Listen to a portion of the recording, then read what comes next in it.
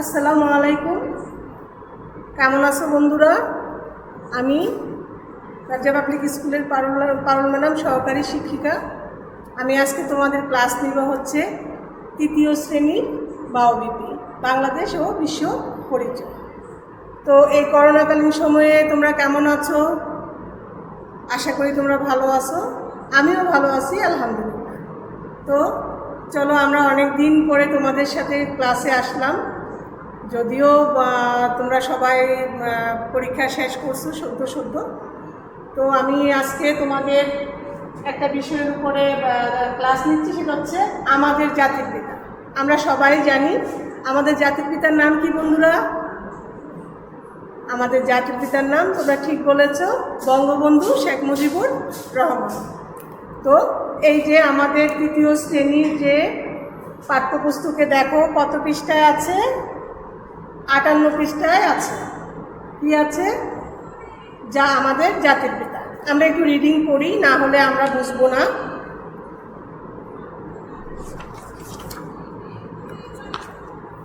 বঙ্গবন্ধু শেখ মুজিবুর রহমান আমাদের জাতির পিতা। কে হন আমাদের জাতির পিতা? তিনি 1920 সালে 17 মার্চ গোপালগঞ্জ, বর্তমান গোপালগঞ্জ জেলার টুঙ্গিপাড়া গ্রামে জন্মগ্রহণ করেন। তোমরা মনোযোগ দিয়ে বই খোলো। তার ডাক নাম খোকা। তার বাবার নাম শেখ লুৎফুর রহমান, মায়ের নাম সায়রা খাতুন। তার শিক্ষাজীবন শুরু হয় 7 বছর বয়সে গিমাডাঙ্গা প্রাথমিক বিদ্যালয়ে। 2 বছর পর তিনি গোপালগঞ্জ পাবলিক স্কুলে ভর্তি হন। তিনি মাধ্যমিক শিক্ষা লাভ করেন গোপালগঞ্জ মিশন হাই স্কুল থেকে। এরপর কলকাতা ইসলামিয়া কলেজ থেকে আইএ এবং বিএ পাশ করেন। তিনি ঢাকা বিশ্ববিদ্যালয়ের আইন বিভাগে ভর্তি হন। কোথায় লেখাপড়া করেন? আইএ পাশ করেন কোথায়? কলকাতার ইসলামিয়া কলেজ থেকে। এটা কিন্তু মনে রাখবে। তখন থেকে বঙ্গবন্ধু বাঙালির বিভিন্ন অধিকার আদায়ের আন্দোলন শুরু করেন। এখন আসো জাতির পিতা।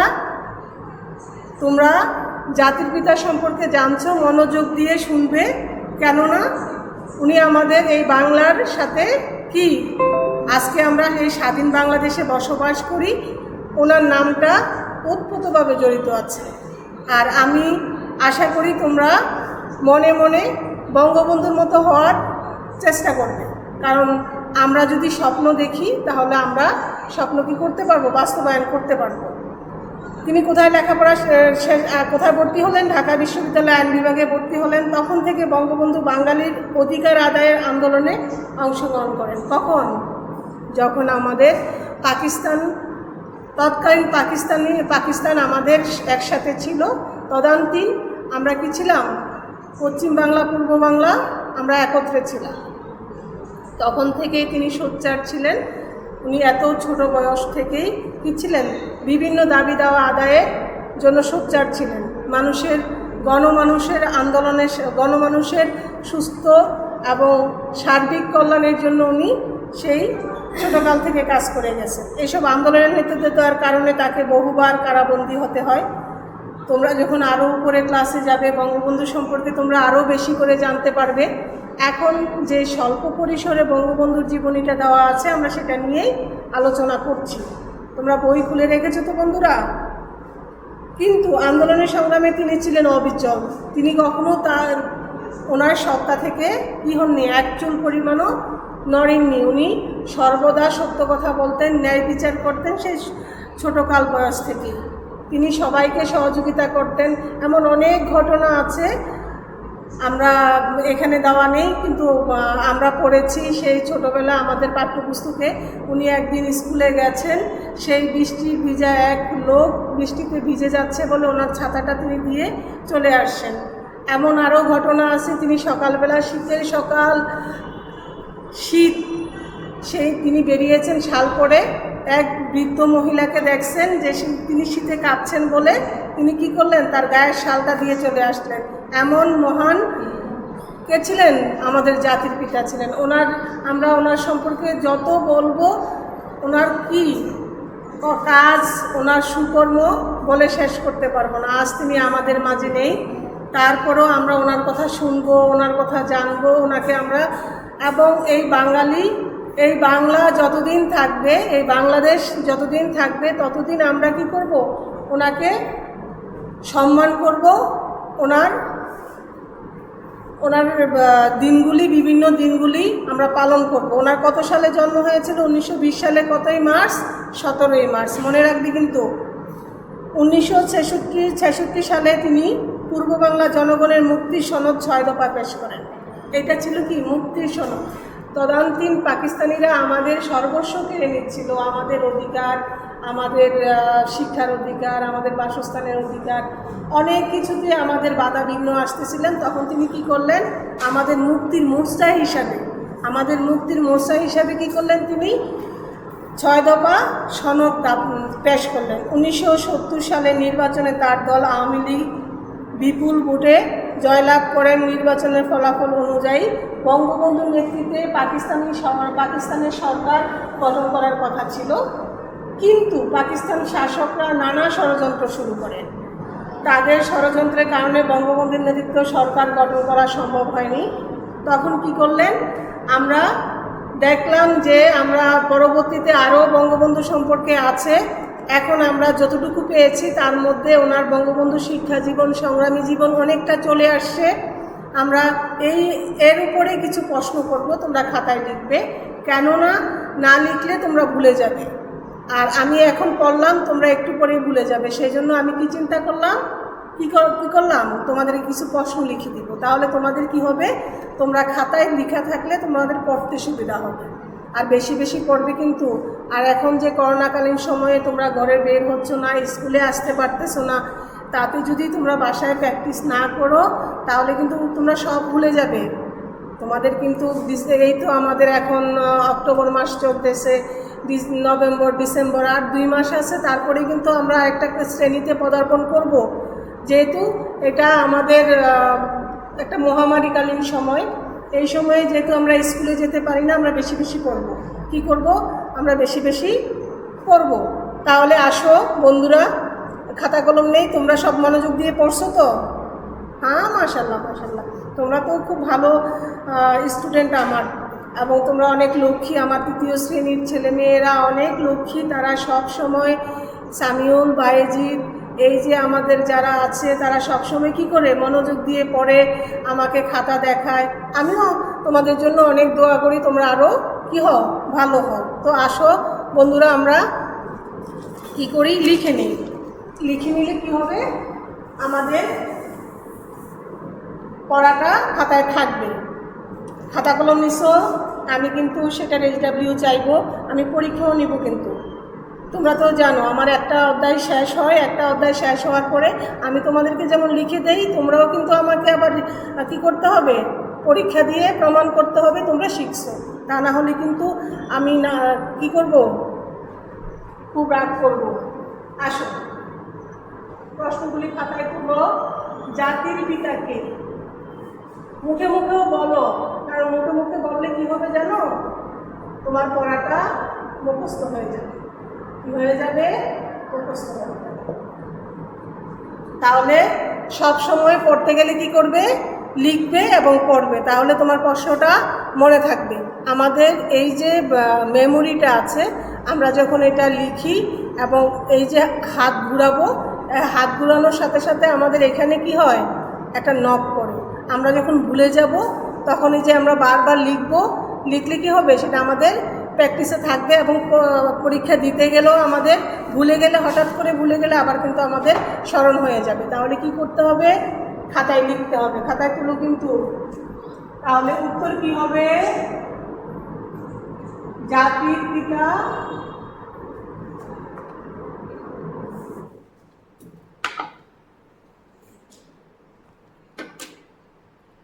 বন্ধুরা মনোযোগ দিয়ে খাতায় লিখো।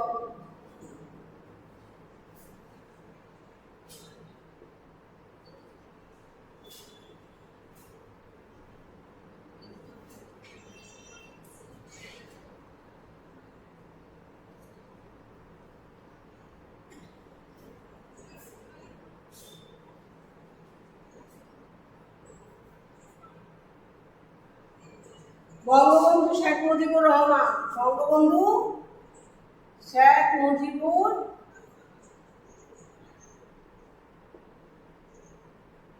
রহমান। জাতির পিতা কে? জাতির পিতা হচ্ছেন বঙ্গবন্ধু শেখ মুজিবুর রহমান।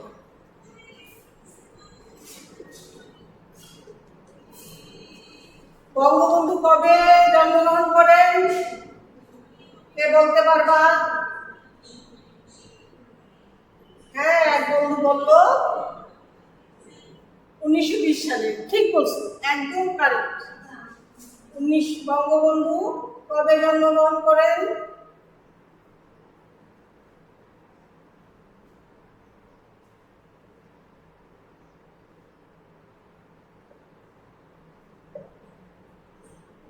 মেয়েরা চুপ কেন? সাক্ষী, চুপ কেন তুমি? খাতায় তুলতেছ? ঠিক আছে।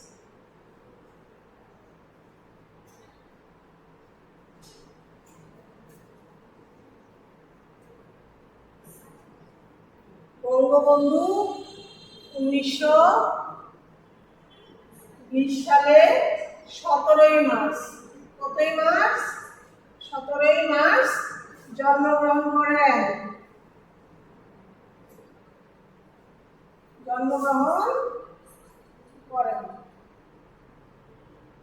লিখতেছো তোমরা? আমার লেখা বোঝা যায়? তোমরা আমার লেখা বুঝতে পারো? ঠিক আছে। তোমাদের মতো অত সুন্দর লেখা না তো।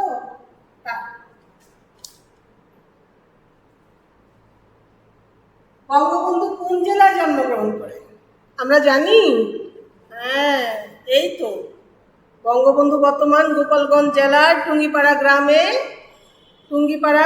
গ্রামে জন্মগ্রহণ করেন। এটা আমরা সবাই জানি। হ্যাঁ, জানি তো, তোমরা জানো।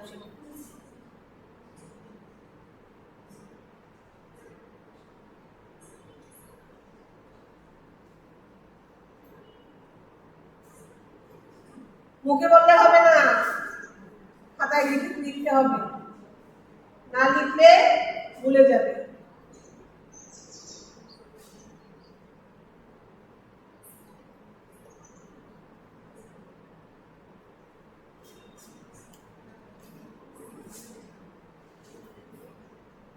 বঙ্গবন্ধু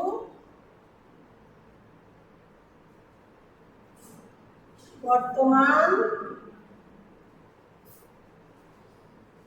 গোপালগঞ্জ জেলার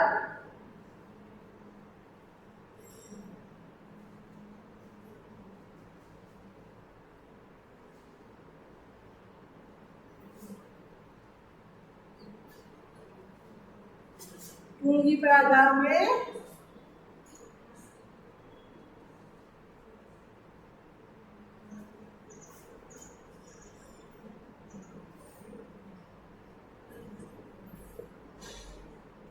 আমরা উপরে কিন্তু মুছে দিব। তোমার লেখা শেষ? আচ্ছা, ঠিক আছে, একদিন মুছবো, এই তো? ঠিক আছে, আমি তাহলে একদিন মুছে দেই। পিছনের ওরা উঠাইছো? আচ্ছা, আমি একই মুছলাম। ঠিক আছে, আমি 1 নম্বরটা মুছলাম। দেখা যায়, দেখতে পারো তোমরা? আচ্ছা, ঠিক আছে। তাহলে আমাদের 4 নম্বর প্রশ্ন হচ্ছে, কত বছর বয়সে বঙ্গবন্ধু শিক্ষা জীবন শুরু হয়? কত বছর বয়সে?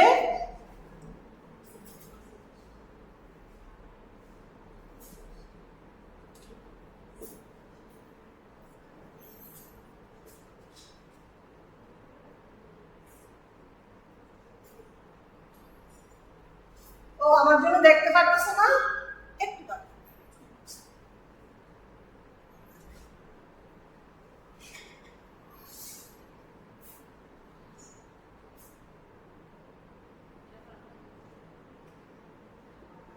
ঠিক আছে, আমি একটু এটা লিখে দেই, তারপর তোমরা লিখো।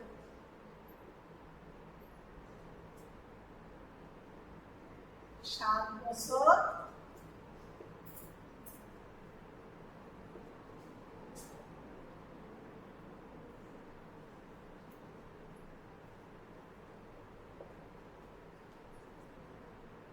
বয়সে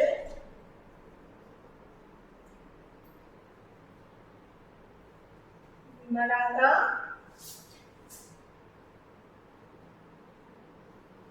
প্রাথমিক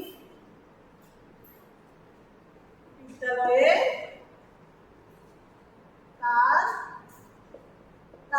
চন্দ্রবিন্দু দিতে হবে, কিন্তু মনে রাখবা সম্মানী কোনো ব্যক্তি তার লিখতে হলে সব সময় চন্দ্রবিন্দু দিতে হয়।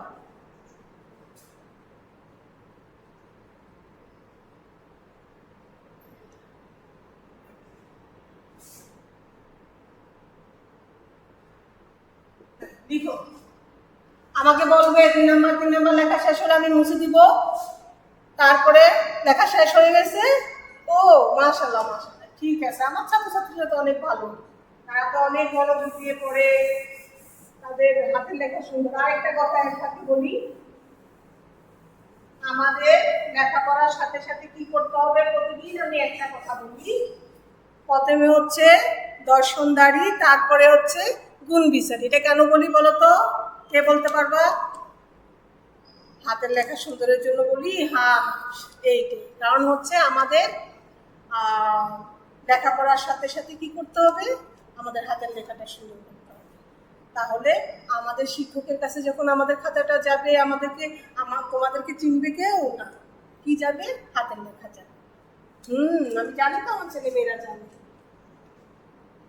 আমার ছেলে মেয়েরা অনেক ভালো। তাহলে এবার হচ্ছে বিশ্ববিদ্যালয়ে তিনি কোন বিষয় নিয়ে লেখাপড়া করেন? আমরা জানি আইএ পাস করেন ইসলামিয়া কলেজ থেকে, বিএ পাসও করেন ইসলামিয়া কলেজ থেকে, জানি না আমরা। তারপরে তিনি কোথায় ভর্তি হলেন? ঢাকা বিশ্ববিদ্যালয়ে আইন বিভাগে তিনি ভর্তি হলেন। কোথায় ভর্তি হয়েছেন তাহলে ফটাফট আমরা লিখে ফেলি। প্রশ্নটা হচ্ছে বিশ্ববিদ্যালয়ে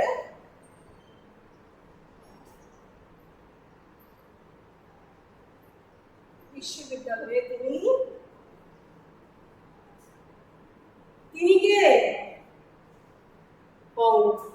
হ্যাঁ, এই না আমার সোনার ছেলে মেয়েরা।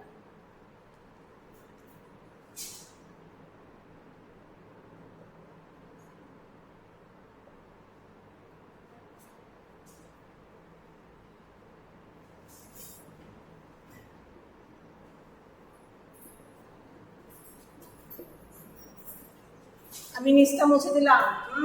হয়ে গেছে? হ্যাঁ, ঠিক আছে। তাহলে উত্তর কি হবে? উত্তর হচ্ছে বঙ্গবন্ধু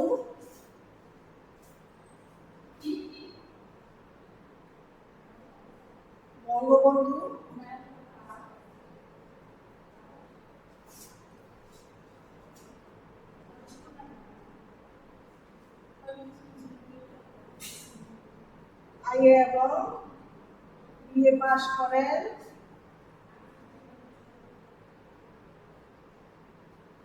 কলকাতা ইসলামিয়া কলেজ থেকে। কোন কলেজ থেকে? ইসলামিয়া কলেজ থেকে।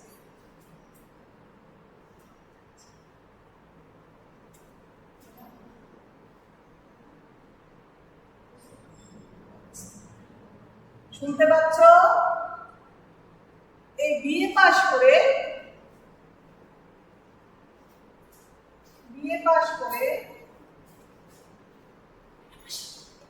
তিনি ঢাকা বিশ্ববিদ্যালয়ে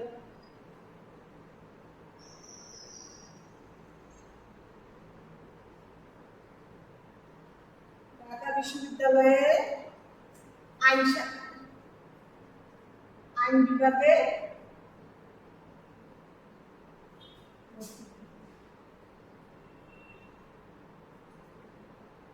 তাহলে আমরা কি পাইলাম? আমরা ওনার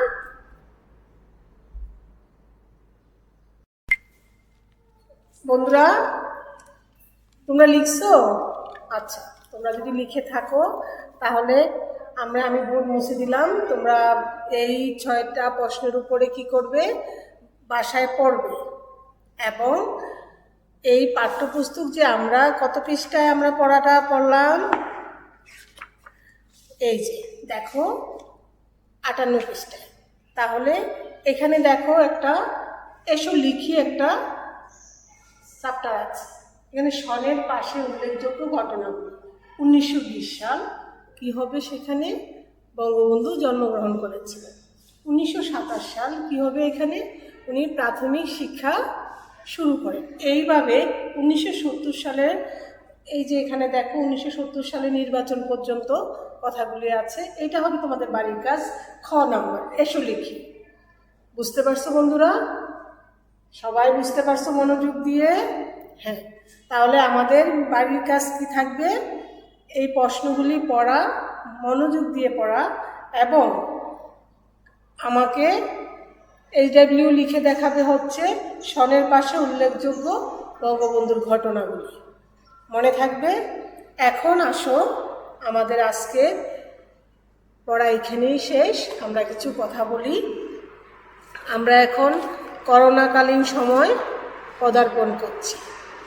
ইকালীন একটা মহামারী রোগ, করোনাকালীন, সেটা ছোঁয়াচে এবং বাতাসের সাথে জীবাণু উড়ে বেড়ায়, শক্তিশালী একটা রোগ। তাহলে আমরা এসো কিছু জিনিস শিখে নেই। আমরা বাহিরে যখন যাব মাস্ক পরব। আমি এখন মাস্ক পরিনি ক্লাসে, কারণ আমার কথাটা তোমরা স্পষ্ট শুনতে পারবে না, তাই আমি কি করি নাই, মাস্ক পরি নাই। কিন্তু নিয়ম হচ্ছে ক্লাসে যাবে, বাহিরে যাবে, যেখানেই যাবে মাস্ক পরে যাবে এবং দূরত্ব, সামাজিক দূরত্ব বজায় রাখবে। এবং কি করবে, বাসায় এসে 20 সেকেন্ড যে কোনো হ্যান্ড ওয়াশ দিয়ে বা বাংলা সাবান দিয়ে ভালো করে হাত ধুবে, গায়ের যে কাপড় চোপড় আছে সব ধুয়ে ফেলবে এবং ভালো করে গোসল করে নেবে। আর আমরা কি করব, সুস্থ থাকব। আমার জন্য তোমরা দোয়া করবে, আমিও তোমাদের জন্য দোয়া করি। আমাদের এই করোনাকালীন সময় যেন শেষ হয়ে যায়, আমরা যেন আবার স্কুলে আসতে পারি। আমাদের ব্যবসা পাবলিক স্কুল আমরা মিস করি না সবাই? আমরা সবাই আমাদের স্কুলটাকে মিস করি, কারণ আমাদের ব্যবসা পাবলিক স্কুলটা অনেক সুন্দর, তাই না? আমাদের শ্রেণীকক্ষগুলি অনেক মনোরম। আমরা আবার সবাই স্বাভাবিক জীবনে এসে আমরা আবার ক্লাস করব। হ্যাঁ বন্ধুরা, তাহলে আমরা সবাই ভালো থাকব। এই বলে আমি আজকের বিদায় নিচ্ছি তোমাদের কাছ থেকে। তোমরা বাবা মার কথা শুনবে, মা বাবা যা বলে তা শুনবে, পরিষ্কার পরিচ্ছন্ন থাকবে, নিয়মিত লেখাপড়া করবে। ঠিক আছে বন্ধুরা, ভালো থাকো। আল্লাহ হাফেজ।